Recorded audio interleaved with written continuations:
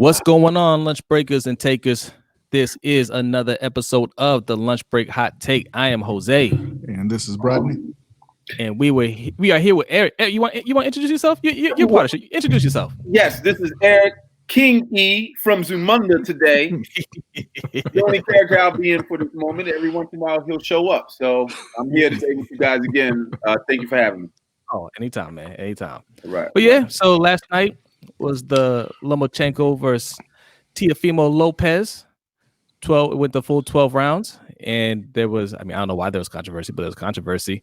In our opinion, Lomachenko got worked, and I think what the problem is ESPN did an effective job of convincing people that Lomachenko was this otherworldly fighter, and there was no way he could have lost the fight, and people didn't believe their lying eyes.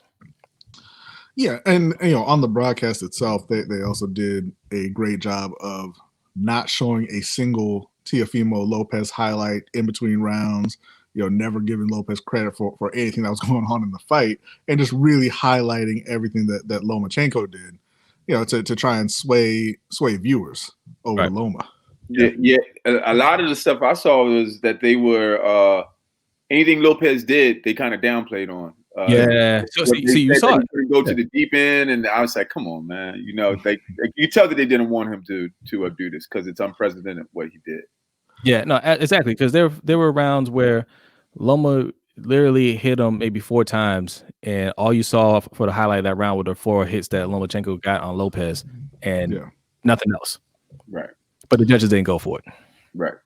Yeah. One of them did a little bit. They had a 116, 112. That was closer than it was. Because realistically, if you look at it, Loma lost the first 7 rounds just on straight inactivity. I agree. He didn't do enough, and then he was in a lot of trouble in the 12th round. He was getting beat on in the 12th round.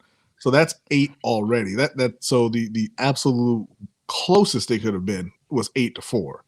And I don't really think it was that close. I didn't see from all the highlights I have saw from him and him, clowning guys in the ring, doing this, doing that. I saw none of that last night. I saw desperation. I saw timidness.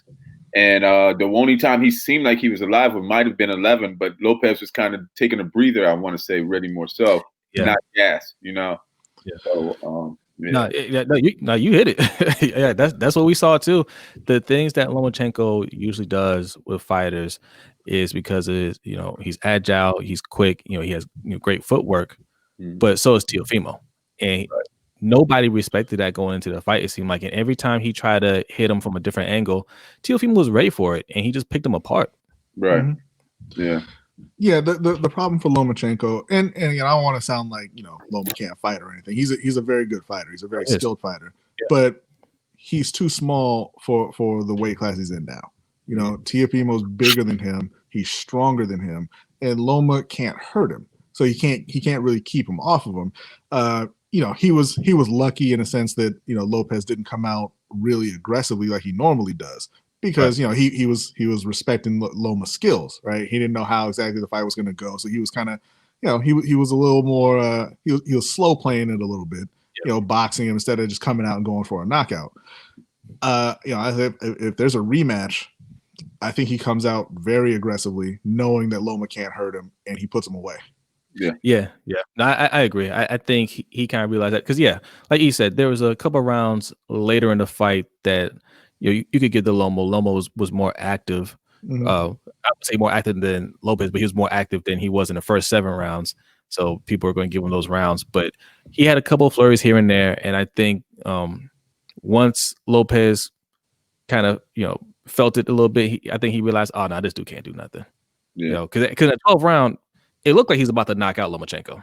Yeah, it looked like he's about to knock him out. In fact, at the very end, when the ref kind of paused the fight to check out the cut on Lopez, I was like, man, if you just let him keep going, he could put him down. Yeah. I saw people were saying like he was getting like Lopez was getting tag lifts and like left and right, and I'm like, dude, he's eating those walking through them. That's what he's doing. He said he's taking hits to give him bigger shots. Yeah.